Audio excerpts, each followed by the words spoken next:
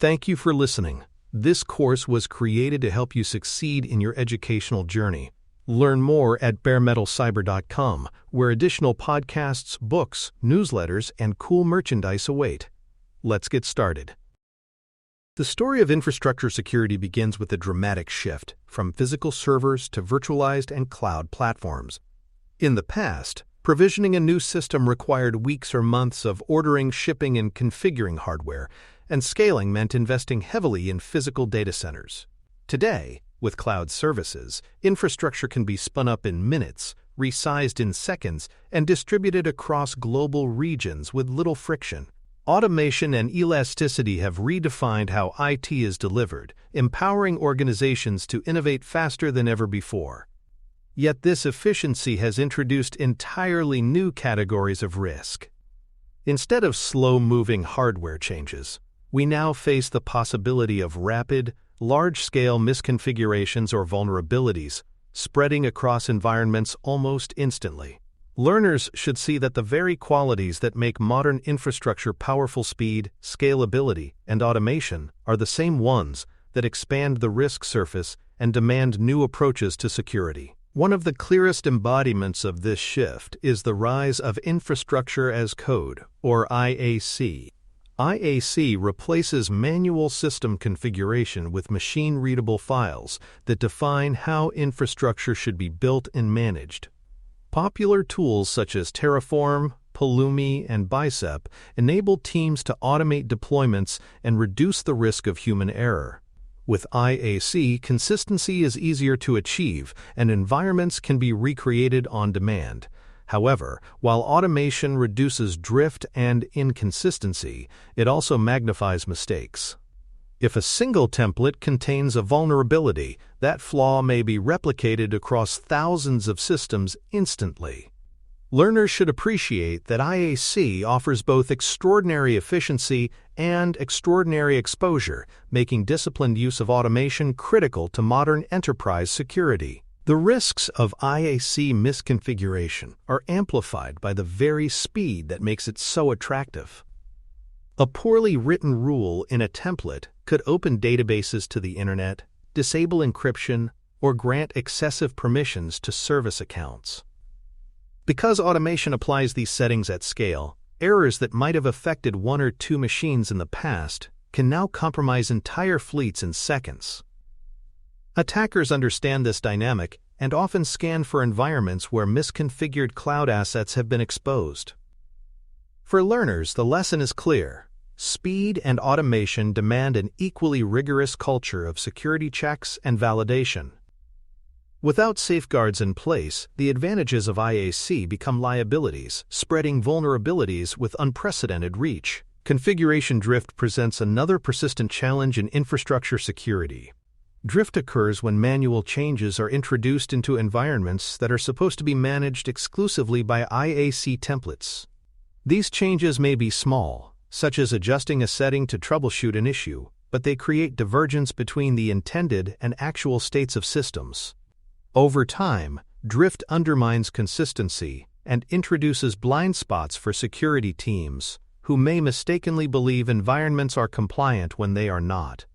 Enforcing discipline requires not only technical controls, but also cultural buy-in, ensuring that teams respect and follow the processes established. Learners should recognize that drift is both a human and technical problem, and solving it requires combining automation with accountability. The rise of continuous integration and continuous delivery, or CI/CD pipelines, has accelerated the pace of software innovation. Tools like Jenkins, GitHub Actions, and GitLab allow developers to integrate new code into shared repositories, automatically test it, and push it into production with minimal delay. Trusted pipelines make it possible to deliver updates rapidly, keeping pace with customer demands and competitive pressures. Yet this acceleration comes with significant risks. If attackers compromise a pipeline, they can inject malicious code directly into trusted releases.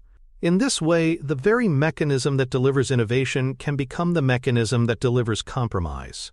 For learners, CI/CD pipelines represent both the promise of agility and the peril of trust misplaced. Pipeline compromise is particularly dangerous because it undermines the entire chain of trust between developers and users. If adversaries manage to insert backdoors or malicious instructions into code during the build or deployment process, those changes are distributed as if they were legitimate updates. End users, trusting the pipeline, unknowingly install software that contains hidden threats. Such compromises not only impact technical security, but also erode confidence in organizations, as customers lose faith in the reliability of updates. Learners should see that pipelines are not just technical systems but trust systems, and protecting them is essential to maintaining the credibility of digital operations. The concept of the software supply chain has gained prominence because modern applications rarely consist of code written entirely in-house. Instead, they are built upon layers of open-source and third-party components, with dependencies that multiply the attack surface.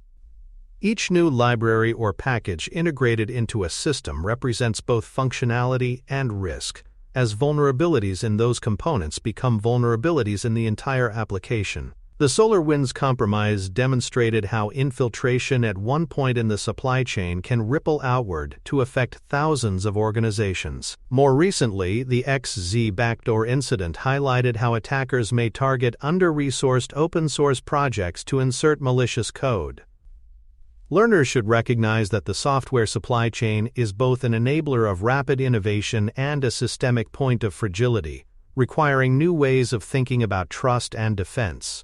Open-source software is especially challenging to secure because many of its most widely used projects are maintained by small teams or even individuals with limited resources. Attackers understand that compromising a popular library allows them to reach vast numbers of downstream systems.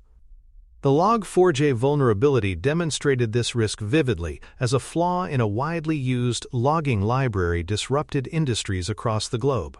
Even organizations that had never directly installed Log4j were impacted because it was buried deep in their software stacks.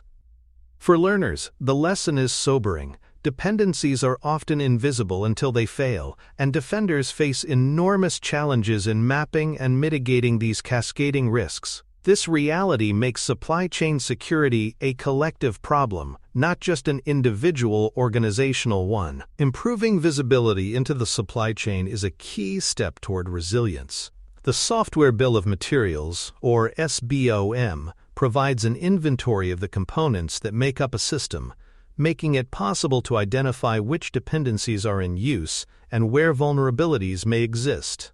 With an SBOM, organizations can quickly assess whether they are affected by newly discovered flaws in specific libraries. Visibility transforms a vague risk into something that can be managed and prioritized. Learners should appreciate the power of SBOMs not as a silver bullet, but as a foundational tool that enables faster response and clearer accountability. In a landscape of sprawling dependencies, seeing clearly what one has is the first step toward securing it. Verification and assurance mechanisms further strengthen supply chain defenses. Digital signatures confirm the integrity of code, ensuring that what is downloaded or deployed has not been tampered with in transit. Reproducible builds provide confidence that compiled code matches its source, reducing opportunities for malicious injection. Trusted repositories give organizations greater confidence in the components they use by enforcing standards and oversight. Together, these practices transform trust from a matter of assumption into a matter of evidence. Learners should see verification as the bridge between technical security and organizational assurance. It allows enterprises to demonstrate not only that their systems work, but also that they can be trusted, a distinction increasingly demanded by customers and regulators alike. The importance of frameworks and standards is growing as organizations struggle to manage supply chain risk. Guidance such as NIST Special Publication 800-204D provides detailed recommendations for securing CI/CD pipelines, emphasizing strong authentication, authorization, and monitoring throughout the lifecycle. Similarly, the OWASP Top 10 for CI/CD pipelines highlights the most common risks, from insufficient credential management to insecure artifact storage. These frameworks provide practical roadmaps that help organizations move beyond reactive measures toward proactive defense. Learners should understand that frameworks are not rigid rules, but structured starting points, helping teams align their practices with tested approaches and shared vocabularies. In the complex and interconnected world of supply chains, such common frameworks are essential for coordination and maturity. The adoption of emerging standards and frameworks is not only about technical control but also about communication. By using shared models, organizations can convey their security posture more clearly to regulators, partners, and customers. This transparency builds confidence that risks are being managed consistently and systematically. For learners, this highlights that security is as much about alignment and collaboration as it is about tools and controls. No organization secures its supply chain alone. The task requires industry-wide cooperation, common practices, and shared accountability. Frameworks therefore serve not only as technical guides, but also as instruments of collective trust, anchoring conversations across diverse teams and industries. For more cyber-related content and books, please check out cyberauthor.me. Also, there are other prepcasts on cybersecurity and more at baremetalcyber.com. Governance plays a central role in supply chain security, ensuring that technical practices are matched with oversight and accountability. Policies must define who owns supply chain risk, from the developers writing code to the executives responsible for enterprise resilience. Escalation procedures provide clarity about how incidents should be handled, ensuring that vulnerabilities or compromises receive timely attention. Without governance, even the best technical controls may be inconsistently applied or ignored in moments of stress. Learners should recognize that supply chain security cannot succeed through technical tools alone. Leadership and governance establish the framework that ensures sustained implementation, aligning responsibilities across organizational levels and making resilience an ongoing discipline rather than an occasional effort. The concept of trust lies at the heart of supply chain security. Every time an organization integrates an external dependency, it extends trust to that component and to the people who maintain it. Blind trust creates systemic vulnerabilities, as seen when unverified or poorly maintained libraries become gateways for attackers. Verification, auditing, and code review transform trust from assumption into evidence, reframing it as a measurable and continuous process. Learners should see that modern security requires questioning implicit trust relationships and replacing them with systems of verification. Trust remains essential for collaboration, but it must be structured, monitored, and reinforced, not given freely and without scrutiny. The automation that makes modern software development so powerful also magnifies the scale of potential failures. A single flaw in a widely used component can propagate instantly to thousands of systems across the globe. Attackers deliberately target supply chains because compromises at one point yield disproportionate leverage downstream. At the same time, defenders can use automation to accelerate mitigation, rapidly patching and updating affected systems once vulnerabilities are identified. The challenge is ensuring that defensive automation keeps pace with offensive exploitation. Learners should recognize that automation is not inherently good or bad. It is a force multiplier whose effects depend entirely on how it is managed. Speed, whether of failure or recovery, is the defining factor. Balancing innovation with assurance is another enduring tension. Businesses push for rapid deployment of new features to remain competitive, while security emphasizes verification and control to reduce risks. This friction often creates tension between development and security teams, with each side perceiving the other as an obstacle. The DevSecOps movement seeks to resolve this divide by embedding security directly into workflows rather than bolting it on at the end. By integrating testing, verification, and policy enforcement into every stage of development, organizations can maintain both speed and safety. For learners, DevSecOps illustrates how cultural alignment is as important as technical tools, transforming security from a barrier into a shared responsibility. DevSecOps culture emphasizes that tools alone cannot solve supply chain security challenges. Even with automated scanning, strong policies, and rigorous pipelines, Vulnerabilities persist if teams treat security as someone else's responsibility. Shared responsibility requires that developers, operations staff, and security professionals work together toward common goals. This alignment reduces friction and ensures that security is embedded in daily practice rather than added as an afterthought. Learners should see that culture shapes outcomes as much as technology. By fostering shared ownership, organizations create environments where security is integral to the process of building, deploying, and maintaining software. The systemic nature of supply chain risk makes it more than just a technical issue. A single vulnerability in a widely used library can ripple across industries, causing cascading failures that affect critical infrastructure, healthcare systems, and financial networks. These risks have drawn increasing regulatory attention, with governments recognizing the strategic importance of supply chain resilience. Technical measures such as SBOMs, signatures, and reproducible builds are necessary but insufficient on their own. Governance, regulation, and cultural adoption must complement them to address risk at scale.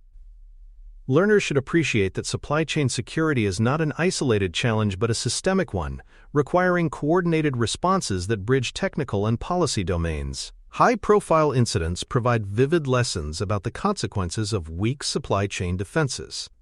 The SolarWinds attack showed how trusted software updates could become vehicles for infiltration, giving adversaries access to sensitive networks across government and industry. The Log4j vulnerability revealed the sheer scale of risk hidden within open-source dependencies, affecting organizations worldwide regardless of size or sector. More recently, the XZ backdoor demonstrated how insider manipulation can compromise even the most fundamental system components. Each of these incidents underscores the same truth. Vulnerabilities in the supply chain do not remain isolated but reverberate through entire ecosystems. For learners, these cases highlight the need for vigilance not just once, but continuously, as trust relationships evolve over time. Leaders increasingly frame supply chain risk as a strategic concern, rather than a purely technical one. Boards of directors now recognize that supply chain weaknesses can imperil enterprise resilience, customer trust, and regulatory compliance. Regulators emphasize systemic resilience, pressing organizations to demonstrate clear policies, controls, and oversight mechanisms. Engineers still address the technical dimensions, but leadership is essential to ensure that efforts remain aligned across the enterprise. Learners should see that supply chain security is no longer the exclusive domain of IT departments. It is a shared concern that requires perspective from governance, risk management, and executive decision-making, placing identity and accountability at the heart of strategy. Looking to the future, several trends suggest supply chain security will only grow more challenging. Increasing system complexity expands the attack surface, as organizations continue to rely on sprawling webs of external dependencies. Reliance on open-source and third-party components shows no signs of slowing, ensuring that vulnerabilities will persist. At the same time, attacker sophistication continues to advance, with adversaries adopting automation and machine learning to identify and exploit weaknesses more quickly. Learners should recognize that a purely reactive stance will not be enough. Only proactive approaches, anticipating risks, testing defenses, and integrating resilience into every stage of the supply chain will provide lasting protection. Emerging defensive tools offer a roadmap for building such resilience. Software bills of materials provide visibility into dependencies, giving organizations the ability to respond quickly to new vulnerabilities. Reproducible builds reduce the opportunities for tampering, ensuring that software in production matches its source code. Secure-by-design pipelines integrate checks and safeguards into development workflows, embedding assurance from the start rather than adding it later. Adoption of these tools transforms resilience from a reactive measure into an ongoing process, aligning technical practices with organizational strategy. Learners should understand that tools are enablers, but their effectiveness depends on disciplined use and cultural adoption across teams. The interconnected nature of modern systems magnifies both risks and defenses. No system exists in true isolation, as every application depends on tools, libraries, and services maintained by others. This web of trust means that weaknesses in one corner can spread rapidly, but it also means that improvements in visibility, verification, and governance can strengthen resilience across entire ecosystems. For learners, this interconnectedness reinforces the importance of thinking beyond individual organizations. Supply chain security is an ecosystem challenge, where success depends on collaboration, shared standards, and mutual accountability. Security must be evaluated in its broader context, recognizing that trust is collective. The lessons for students are clear. Mastering cybersecurity requires a supply chain perspective. Risk management now extends beyond isolated servers or applications to the full network of dependencies that support them. Resilience depends on the ability to identify, manage, and secure these connections, blending technical skill with governance awareness. Future leaders must balance the demands of innovation with the need for assurance, ensuring that speed does not come at the expense of trust. Learners who internalize these lessons will be prepared to guide organizations through a landscape where supply chain security is not a niche concern, but a central pillar of enterprise defense. Thanks for tuning in to Bare Metal Cyber, your trusted source for cybersecurity educational materials, news, and insights. Remember to subscribe at baremetalcyber.com so you never miss an update. And visit cyberauthor.me for best-selling cybersecurity books that equip you with expert knowledge. Until next time, stay secure and stay vigilant.